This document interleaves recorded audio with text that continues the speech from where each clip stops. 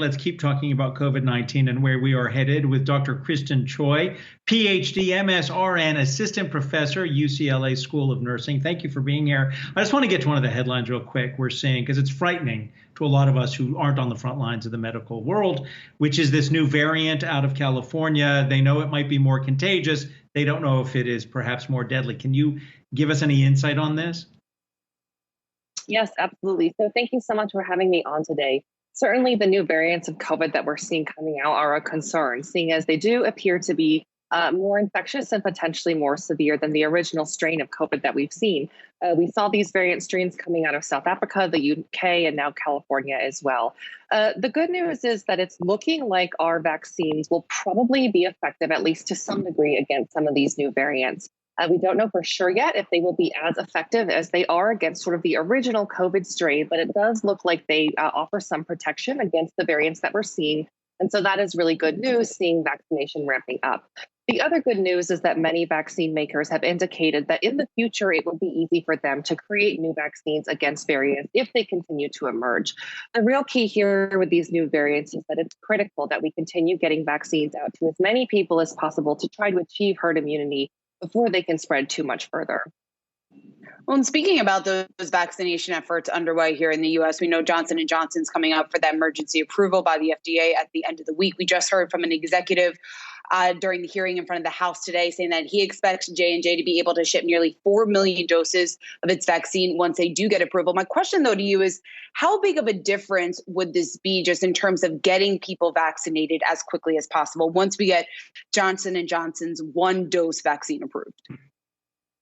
That's a great question. From my point of view, it will be hugely helpful. As a nurse, I've been helping to give COVID vaccines in Los Angeles at some of the drive-in max vaccination sites. And I can tell you that our number one problem is supply. We have people lined up around the block, driving in, trying to get the vaccine. And we know that demand is dramatically higher than supply right now.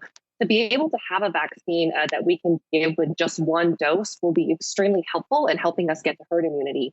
One of the other challenges that we're seeing is that while we do have limited supply of the Pfizer and Moderna vaccines, we have to often prioritize second doses over getting first doses to more people. And again, that limits the pace of vaccination and getting us to that place of herd immunity. So absolutely, I hope that the Johnson & Johnson vaccine will be approved soon.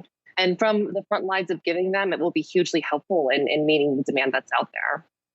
I think we're all looking forward to it getting there, but I can remember reporting that they were going to make 1 billion doses of this at risk, and they kept telling us how they'd be ready to send it out as soon as they got approval. And now they're saying 100 million doses perhaps by the end of June. Does that disappoint you? It does. We know, again, that demand is much higher than supply, and certainly some of the actual numbers are looking less positive than we may have initially thought when these vaccines were first being talked about.